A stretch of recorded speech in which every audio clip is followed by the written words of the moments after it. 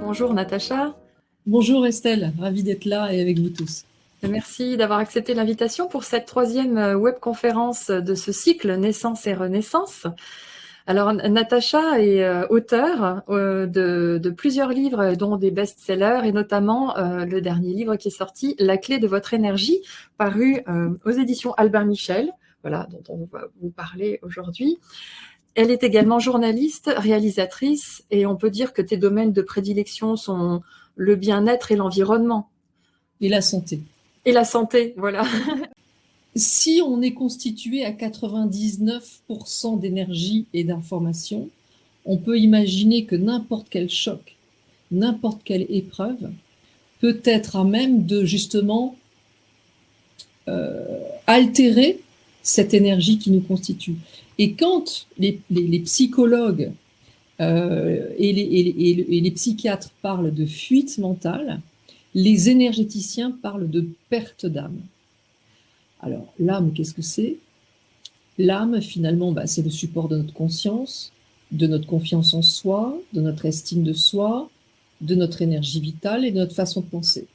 Et cet événement douloureux, ça peut aussi être une violence. Violence dans le couple, violence psychologique, violence physique, un viol, des attouchements. Ça peut être aussi, comment dire, voilà, des humiliations, des choses. Aujourd'hui, je dis des déstabilisations répétées. Voilà. Quand on vit des déstabilisations répétées, eh bien, on peut être amené à vivre donc cette perte d'âme, cette fuite mentale. Quand un proche, un père ou une mère, un compagnon, une compagne, un patron nous fait vivre l'enfer, ou nous dit des choses atroces, ce n'est pas concevable pour nous, notre petit cœur. Donc, pour éviter de devenir fou de douleur, il y a cette partie qui s'en va. C'est une forme de protection de notre corps. Voilà. Et dans le cas de déstabilisation répétée, eh bien, cette partie qui s'en va, elle est absorbée par l'autre. Alors, voilà. Et en fait, là, ce qui m'a rassurée, c'est que les psychiatres parlent de vampirisation inconsciente. Donc, énergéticien, corps médical, finalement, disent exactement la même chose, mais avec des mots différents. Les chamans connaissent parfaitement bien ce processus. Et un processus chamanique, pour récupérer cette énergie, parce que Dieu merci, on peut la récupérer, eh bien, c'est ce qu'on appelle un recouvrement d'âme, ce que j'appelle parfois un reset énergétique, parce qu'il faut récupérer notre énergie. Quand c'est fait sous la forme de chamanique ou par un guérisseur, eh bien, c'est finalement le chaman qui va prendre l'énergie du bourreau, on va l'appeler le bourreau, et la redonner à la victime. Bon. Dans la clé de votre énergie, c'est le protocole 6, recouvrement d'âme suite à un vol d'énergie. Eh bien, on peut le faire seul. Et surtout, en fait, c'est un échange. C'est-à-dire, je récupère l'énergie que tu m'as pris, je fais en sorte que tu récupères l'énergie que quelqu'un d'autre t'a pris. Et là, il n'y a pas de perdant. Il y a deux gagnants. Il y a une espèce d'équilibre parfait. Et donc, comme on était dans une relation où finalement il y avait un déséquilibre avec quelqu'un qui ne fait que donner, l'autre qui ne fait que prendre, eh bien, on rétablit les choses et surtout, il n'y a pas de résistance. Parce que dans un processus chamanique, si le bourreau est plus balèze que le chaman, il n'y arrivera pas. Il n'arrivera pas à récupérer.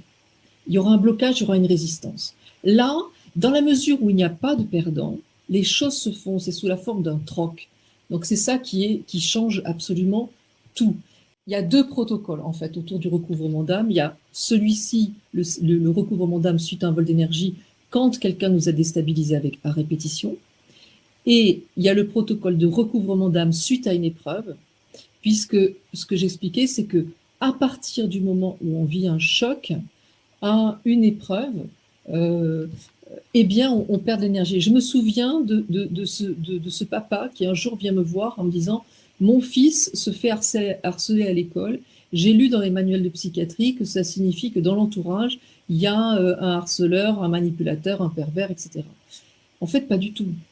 c'est que tout simplement, à partir du moment où on considère cet aspect énergétique de la perte d'âme, de la perte d'énergie, on comprend que, j'ai dit à ce monsieur, je dis, est-ce que votre fils a vécu un choc dans sa petite enfance qui aurait pu provoquer une perte d'âme? Il me dit oui, quand il avait 6 ans, ma femme et moi, nous avons eu un accident de voiture. Il n'était pas dans la voiture, il n'a pas vécu l'accident, mais il a tellement eu peur de nous perdre que, effectivement, il se fait harceler depuis qu'il a 6 ans, depuis qu'il a vécu cet accident.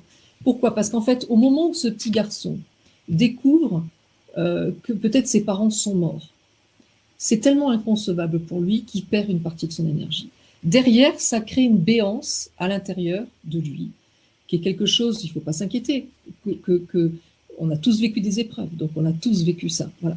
Et cette béance-là peut, mais ce n'est pas obligatoire, nous rendre perceptibles par les manipulateurs, pervers, les harceleurs. Et donc, finalement, quand on rencontre dans notre couple, au boulot, dans l'amitié, dans le couple, voilà, quelqu'un qui nous harcèle, nous manipule, je vais dire un gros mot, nous rend service en nous montrant que finalement, on a une béance en nous que l'on peut réparer. Ça veut dire qu'on a vécu une épreuve, peut-être il y a très longtemps, peut-être à l'enfance, au moment de l'enfance, peut-être même au moment de la conception, si on n'était pas désiré, on a perdu cette partie d'âme et qu'on peut la récupérer. Donc c'est youpi, on va pouvoir la récupérer. Et c'est en cela que, quelque part, dans le livre, je parle beaucoup du pardon. Finalement, on ne pardonne pas à l'autre pour un effet de style ou parce que karmiquement, c'est vachement bien et tout. Tu vois? J'ai un bon point. Voilà, on va avoir des bons points. Non, on le fait parce que finalement, c'est la personne qui nous fait tant de mal. Alors aujourd'hui, c'est pas entendable, mais si on est dans les deux pieds dans l'enfer, moi on m'aurait dit, hein, quand j'ai vécu toutes ces choses terribles avec deux personnes qui m'ont fait énormément du mal, on m'aurait dit, il faut que tu leur pardonnes. J'aurais dit, non mais ça va pas la tête. Vous voulez que je perde l'autre partie de moi-même ou... Non, mais je leur aurais dit, non, mais jamais de la vie. Avec ce qu'on m'a fait, jamais de la vie. N'empêche que, grâce à une de ces deux personnes, tu notes Estelle, grâce à une de ces deux personnes, j'ai ma double hernie discale. C'est-à-dire que j'ai des maux d'une violence inouïe, 2 jours après, double hernie discale. Bon, le rapport, il est vite fait, quoi.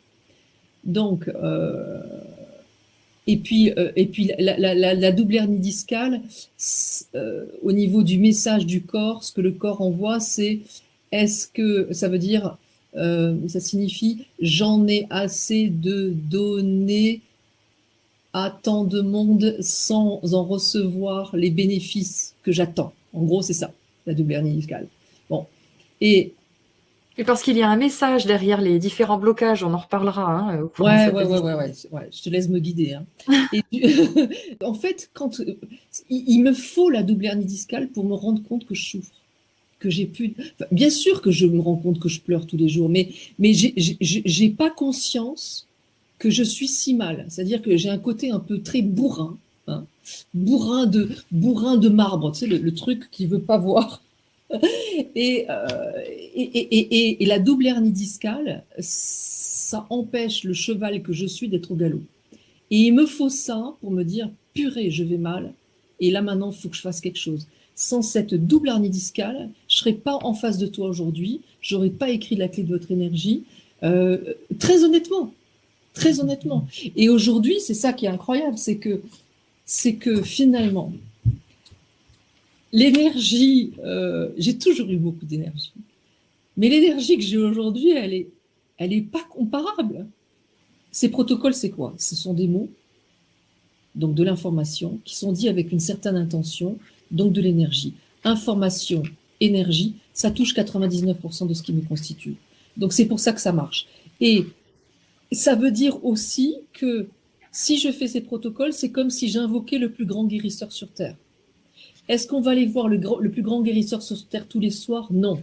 Ça veut dire que quand on fait des recouvrements d'âme, eh bien, on va faire une séance de protocole. On peut un matin faire plusieurs protocoles de recouvrement d'âme. On attend 15 jours pour que ça infuse en nous.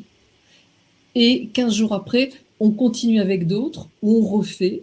Tant que ça frictionne avec quelqu'un, là j'ai reçu un message d'une personne qui m'a dit oh, j'ai fait le recouvrement d'âme avec mon père, c'était prodigieux, c'est incroyable, mais au bout de 3 mois, il m'a à nouveau énervé souverainement, j'ai à nouveau peur de lui, etc. Je dis refaites. Et tant que ça frictionne, tant qu'il y a des choses, on refait. Moi, il y a certaines personnes avec qui, en 2 ans, je l'ai fait 7 fois. Voilà. Ça change la vie, ça vaut vraiment le coup. Tous les autres protocoles sur la santé, on peut les faire tous les jours, plusieurs fois par jour, no restriction.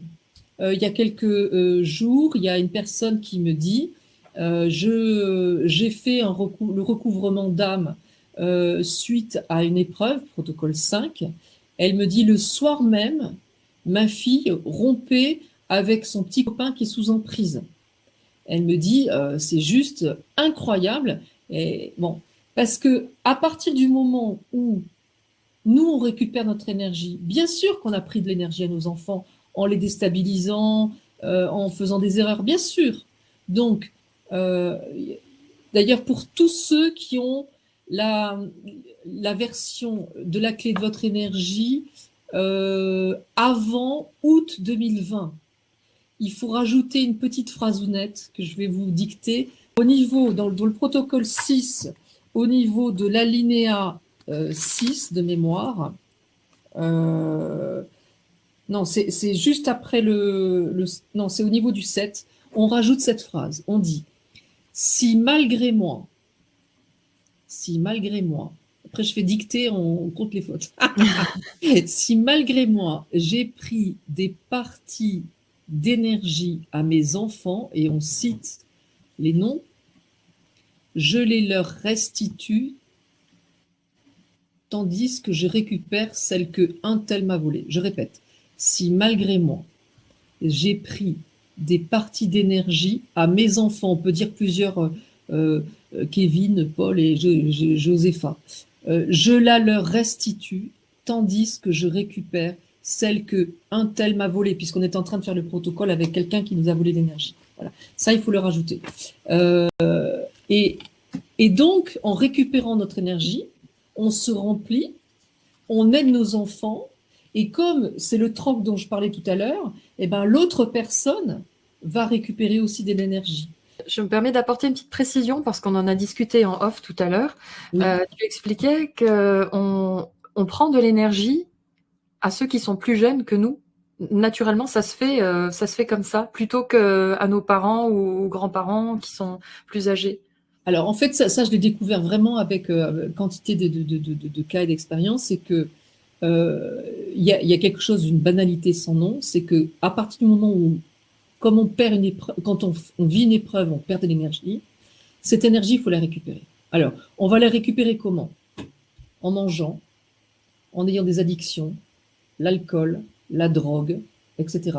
Dès qu'il y a une addiction, dès qu'il y a des phénomènes de compensation énergétique, on voit bien que finalement le corps va chercher quelque chose qui manque dans un leurre, mais quelque chose qui est censé nous apporter de l'énergie. Bon.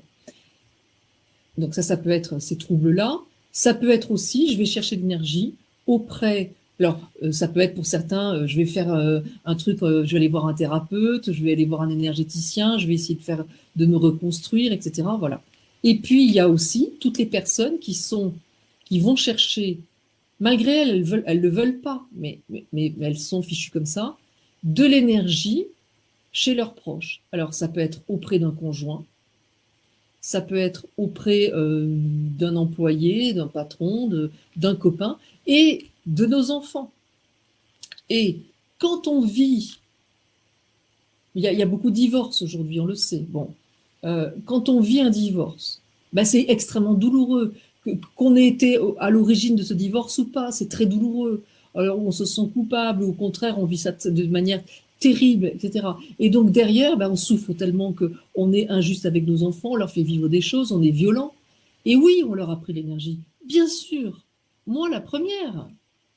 Bien sûr, c'est d'une banalité sans nom. Donc on va chercher l'énergie auprès de ceux qui nous ressemblent. Euh, on va les... Est-ce qu'on mange quelque chose qu'on n'aime pas? Non. On va aller chercher l'énergie comment dire, de ceux qui nous ressemblent, de ceux qu'on aime. Et parfois, j'ai des personnes qui me disent, ouais, je comprends pas, ma mère m'a piqué mon énergie à moi et à mes frères, pas du tout. C'est dégueulasse, je la déteste, je la hais, etc. Je dis, madame, c'est vous qu'elle préfère. Elle me regarde, elle me dit, ah non, mais, je dis, ça Qui aime, n'excuse pas. qui aime bien châtie bien.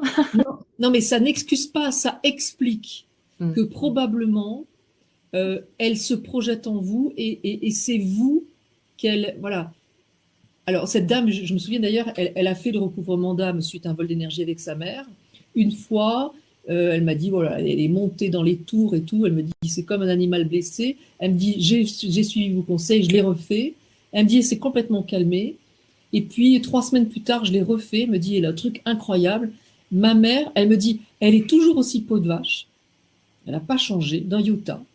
Mais, elle me dit, ça me glisse dessus. Ça me touche plus. Elle me dit, ça ne m'atteint plus. Il y a quelqu'un qui a accepté de témoigner à la fois dans le bouquin et puis sur mon site, je l'ai mis de vive voix. C'est un témoignage qui fait, je sais plus, 1 minute 30.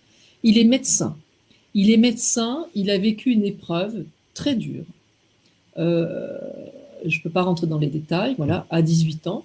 Et il me dit, depuis, j'ai le sentiment, il me dit, je perds de l'énergie. Il est médecin, sportif, etc., etc. Il me dit, je lis votre livre et en lisant l'histoire du recouvrement d'âme, j'ai la certitude que j'ai perdu de l'énergie, que j'en perds tout le temps. Bon. Et il me dit, le protocole 5, je l'apprends par cœur, tu vois, le gars médical, par cœur. Mais bon. Et puis il me dit, je commence à le faire, et puis il me dit, j'arrête. Je me dis, mais ça ne peut pas marcher, c'est trop simple, c'est débile, enfin bon, voilà. Bon. Et il me dit, je me couche. 1 heure du matin, il se réveille, et puis en fait, il n'arrive pas à dormir. Et il me dit, je m'assieds dans mon lit, ma femme n'est pas là. Je décide de faire le protocole en disant, j'ai rien à perdre. Il me dit, j'ai senti physiquement quelque chose. Moi, perso, je sens rien. Bon, mais lui, il a senti un truc. Physiquement, il me dit, j'ai senti physiquement quelque chose. Il me dit, et ce qui prouve, et ceux qui iront sur mon site, ils pourront voir le témoignage. Il dit, ce qui prouve qu'il s'est passé réellement quelque chose, que j'ai fait un recouvrement d'âme, que j'ai récupéré l'énergie perdue, c'est qu'il y a quelque chose de l'ordre de la fatigue chronique qui a disparu. Et il me dit le truc incroyable, c'est que ma fille qui vient nous voir de temps en temps, qui est grande, elle me dit, elle m'a dit, papa, c'est bizarre, t'as plus la pêche qu'avant. Elle me dit, elle sait pas ce que j'ai fait.